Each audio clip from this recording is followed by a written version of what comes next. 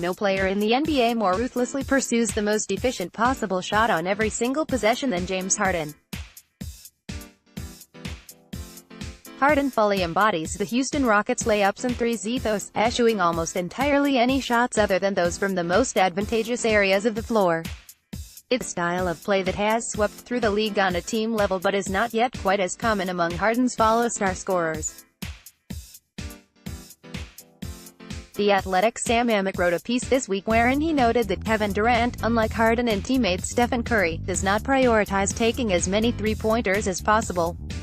The numbers to back up Amick's assertion. Hit the rewind button to the 2011-12 season in Oklahoma City, and remember that time when Durant actually took more threes on a nightly basis, 5.2 per game, than Harden, 4.7. That was before the Beard decided to make the most of this math equation, fully embracing the ways of the innovative coach Mike D'Antoni and the extremist general manager in Daryl Morey, and firing away at a rate that we've never seen. Now, he's at an absurd 12.4 threes attempted per game, ahead of Steph Curry's league record of 11.2 from the 2015-16 season and on pace to shatter his career high of 10 from his MVP season in 2017-18, in which he averaged a career-high 30.4 points per game. His scoring, in turn, has spiked to a league-leading 33.7 points per this time around. It's the closest thing the NBA has ever had to a cheat code, only it's entirely legal, and it's mostly working. And then there's Durant, who has shown zero interest in following Harden, Curry or any of these other top-tier stars who are part of the game's long-range evolution. Despite having a better career three-point percentage than Harden, 38.3 to 36.6, Durant has never taken more than 6.7 threes per game, his final season with the Thunder in 2015-16, and is on pace to take the third fewest of his past 9 seasons, 5.0 per. Among the 10 players who take at least 19 shots per game, only Russell Westbrook 23.8% from 3, and Anthony Davis 31.5% shoot less frequently from beyond the arc.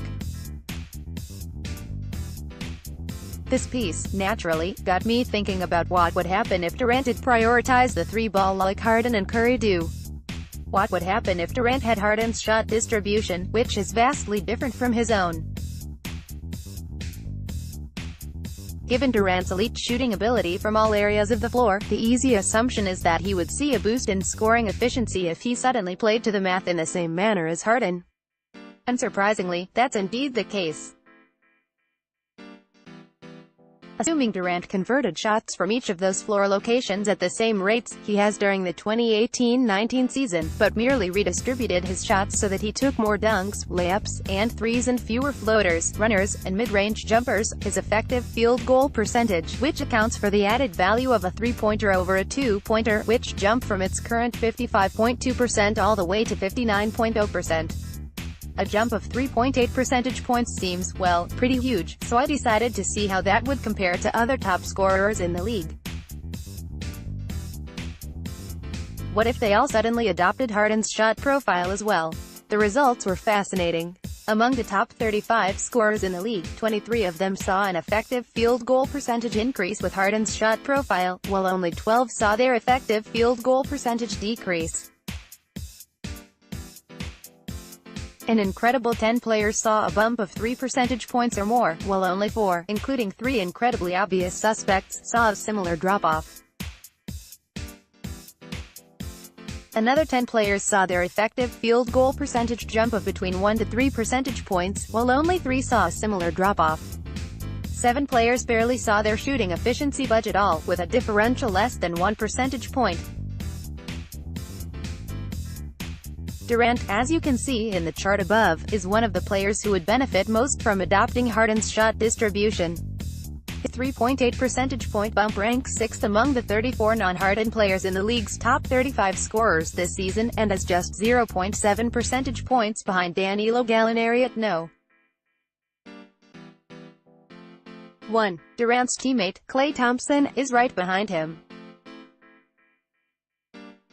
Clay's spike in mid-range attempts this season continues to not make much sense. The Clippers, by the way, would fare incredibly well here, with Gallinari and Tobias Harris suddenly spiking their effective field goal percentages from the mid-50s up near 60%.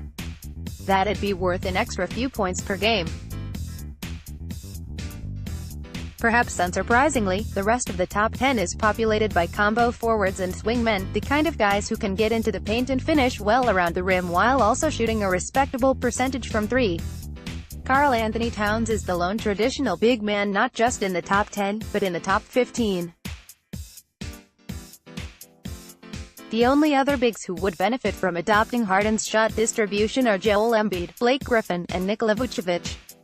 Players like Anthony Davis, Nikola Jokic, Julius Randle, and LaMarcus Aldridge, on the other hand, would be negatively affected to varying degrees.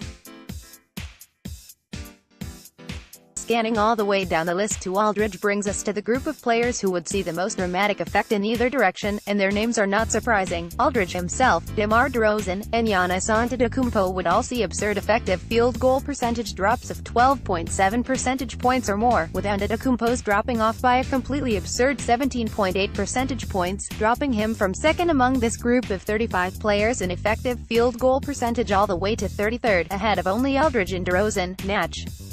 Given the scoring profiles of those three players, who do their damage primarily in the mid-range and floater areas of the floor, Aldridge and DeRozan, or the immediate vicinity of the basket, Antetokounmpo, it is not at all surprising that they would experience outrageously negative effects from being forced to play like Harden.